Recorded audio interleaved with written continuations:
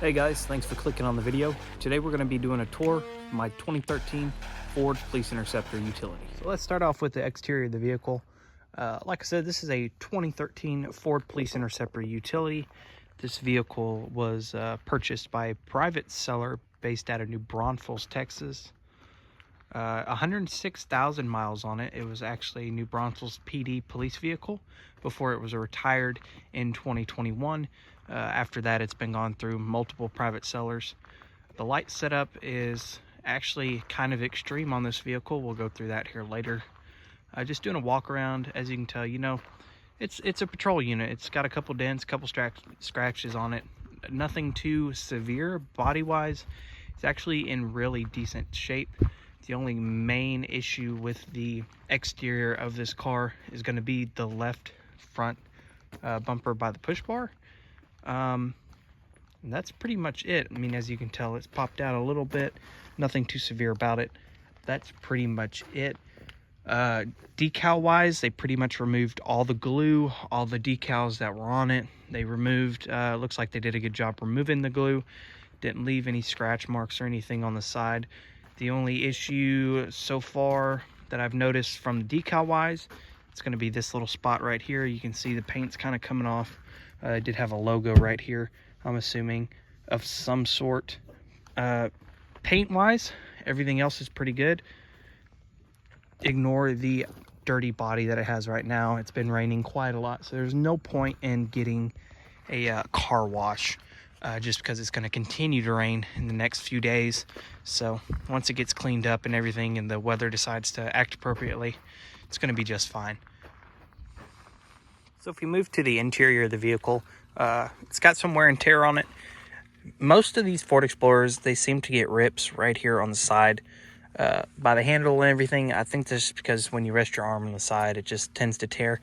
So the last owner of this vehicle actually took it upon himself to stitch this back up.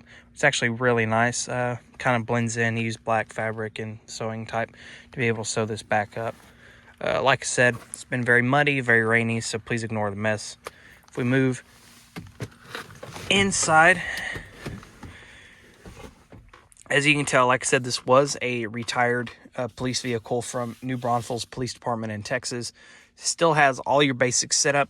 You've got the spotlight, LED spotlight, for the matter of fact, on that. You've got your Genesis 2 Select radar that still functions, still works. If you move over here, you've got your Whelen center console that controls your lights, your sirens. This one actually has a rumbler system in it. If you don't know what a rumbler is, it's basically what New York Police Department uses. It basically sends out a shock wave of tone sense.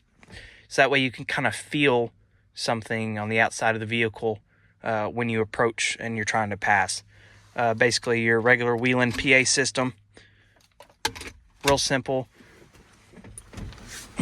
To the back, you've got your ProGuard gun mounts that are locked right now. And then something cool about this one that I wouldn't really expect to have it in 2013, you do have your rear climate control. When it's really cold, really hot, you'll be able to use the AC or heater. You've got your regular visors. Say hello. Yes, I'm not fancy. I am recording on my phone. Glasses mount. My little Sensi here. Same thing on the passenger side. Nothing too fancy. Real simple. If we go ahead and start up the car, this vehicle was purchased with 102,000 miles on it. Start it up. This vehicle currently has 106,000 miles on it. And hopefully this is not me. And it's not. Okay, good deal. Go ahead and turn that down because... Nope. Like I said, 106,000 miles on it. I've put a few good miles on it. I've only had it for about 4 months now. This is my daily travel vehicle, whether it's going to work, responding to calls, back and forth, wherever it may be, wherever I might go. Real simple. So for this particular vehicle, this actually controls the Genesis 2 select radar up there. Just press the power button. Your radar comes on. It only has a front radar. It does not have a rear radar. Controls are quite simple on it. Press the up button. As you can tell, it has been used a lot for doing radar. Press the up button on it. The front radar will come on. You can do stationary or moving traffic, and it will pop up basically for your target. That is how fast the vehicle is going when you pick it up. And then to the right, the patrol section is how fast you are going if your vehicle is moving. You've got your locked section as well up on the radar screen, along with the control button where you can lock the speed of how fast the vehicle is going if you're going to make a traffic stop or whatever they may use it for. If we go back here to the center console, the bottom right button is going to be your unlock control for your gun racks, whether you be an AR or a 12 gauge shotgun, whatever it may be. As soon as it disconnects, it has a 5-second wait period for you to be able to unlock your weapon, get it out, then it will immediately lock back into place. You have all of your different control functions. For the center, you've got your takedown, left and right alley, your horn, manual, your piercer, yelp, wail, and then to activate the rumbler system on this vehicle, you actually press this button. And this is also in a 5-second increment, just to clear intersections, and then you will be able to, it'll deactivate itself, go back to its regular warning system siren. This, of course, is the control panel for all of your lights. To activate code 1, 2, and 3. Code 1 for this is going to be all the backlights. Code 2 is going to be everything but the wig-wags and the headlights and tail lights. Code 3 is everything. You do have your directional left, right, center. So let's go ahead and hop out and do a 360 walk around of the vehicle with everything turned on. So this vehicle is actually set up like a Christmas tree in the back. Front wise, it's okay, not too bad. You've got 2 ions up front here for your right, red and blue. In the headlights, you've got wheeling, LED, wigwags. Moving to the side, we mentioned the LED spotlight. Up top, you've got the sound off signal warning LED.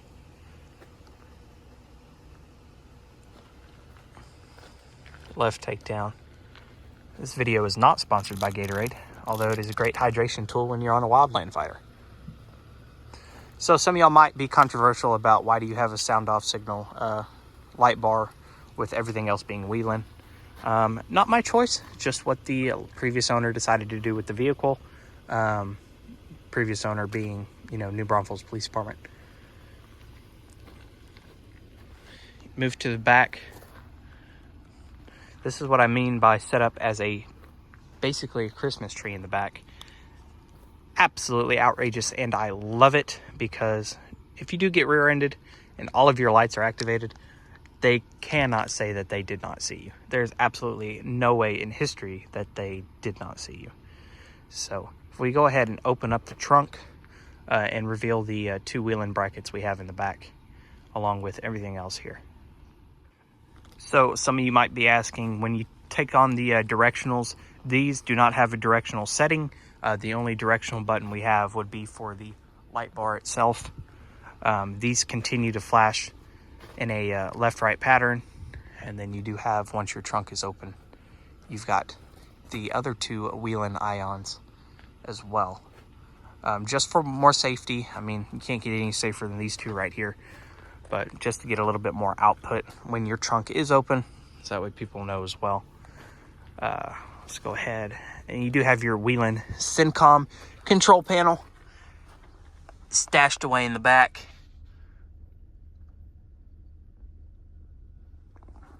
So let's go ahead and move around the vehicle furthermore.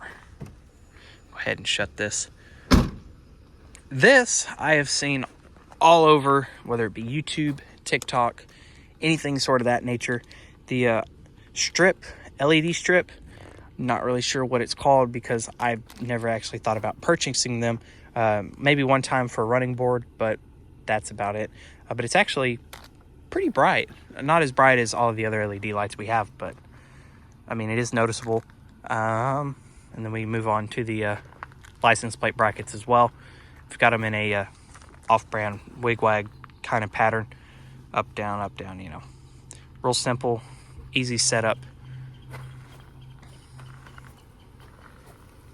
Move over to the side here again. We've got your wheel-in ions. I believe that's what they are. The tint kind of gives away the purpose of how bright they need to be. All the tint was already on the vehicle when I purchased it. I do plan to take the tint down just a hair because at nighttime you cannot see out of this vehicle whatsoever. And we do have Goodyear tires as well, speed rated. Move back to the LEDs up front. Your wheel-in ions and back. This thing is an absolute beast. It gets me where I need to go. Don't have any issues with traffic getting out of the way. Everybody now is going to the newer Tahoes or, you know, Explorers, whichever it may be. So this thing is kind of outdated itself, but it's hard to not notice that push bumper coming up behind you when you're running lights and sirens. You know, I do get a lot of questions. Why do you have this vehicle? Are you trying to look like a police officer? Main purpose for it is basically safety and trying to respond to a call. If you're in a regular Toyota Tundra, people are going to think you're crazy, kind of confused as to why you have all these lights on your vehicle. This is basically to get people out of the way so I can get to my scene or EMS call quicker. Nobody's going to double think it. They're basically just going to move over so that way you're able to respond to where you're trying to go. But the Satina push bumper really gives it away, besides all of the regular LED, you know, red and blue lights we got going on. I am king of the left side of the roads, fast lane, as you'd call it. And people, you know, they get out of the way, they get really nervous. Move to the back of the vehicle, you've got the ProGuard partition. Like I said, this vehicle has absolutely everything. I've been looking at some scrap yards to try to find a back seat for this because I have no need for a plastic seat, nor do I have a need for a partition. I've thought about getting a canine section in here for my personal use for my dog, or to be transporting to the vet, to the park, wherever. But I have no need for a plastic seat for ProGuard at all. So, but it is fun, it is dandy. You know, if you have friends you don't like, you want to lock them in here for a minute, freak them out, it's absolutely fine. Window bars I think is pretty cool. I would, if I ended up taking out the whole ProGuard, you know, partition, I'd probably end up leaving these just as a safety feature. If somebody tries to break in, that's the only logical thing I'd probably be able to use it for.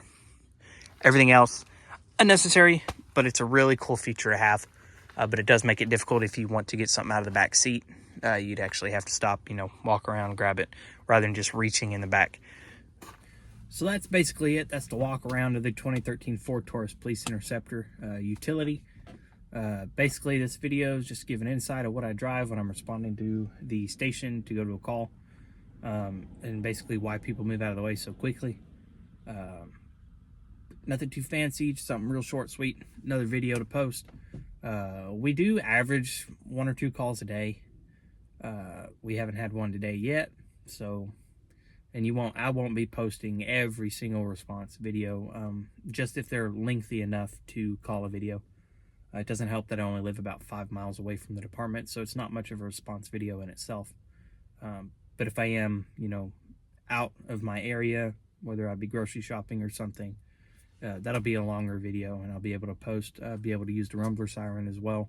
A lot of people like when I use the rumbler siren to clear intersections or move people out of the way. That's another reason why I bought this vehicle, is because, you know, not a lot of rumbler systems are used around this area that I live in. So to get a vehicle that has one is really rare, and it confuses the hell out of people. Just really quick, and that's his job. That's what it's supposed to do. It's supposed to make people, they can feel the rumble, and it makes them get out of the way, make them start looking around. They can, notice in the rearview mirror or something. So that's another cool feature of this video that I really like and I use a lot, more than often. I'm still trying to get used to this vehicle. Like I said, I only had it for about 4 months, so I'm still in the phase of, this is my baby. I love it. It's my favorite car in the whole world. And to go through the process of getting each vehicle that I've had, I always buy Interceptors. It started off with a 2009 Ford Crown Victoria Police Interceptor. We moved up to a 2014 Ford Taurus Police Interceptor, in which case I ended up trading for this vehicle, just because it may be a year older, but it's got less miles and it's more dependable than any other vehicle, minus the Crown Vic. Those things are boats. Those things, don't matter what you do to them, the safety features that they put into those Crown Vics are extraordinary. So I will more than likely end up getting another one sometime soon.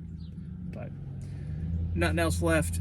Thank you guys for watching this video. I hope you enjoyed the tour of my vehicle. Like I said, firefighter, not a cop. Yeah, I think that sums it up. Thank you guys so much for watching. Be sure to hit that like button and subscribe.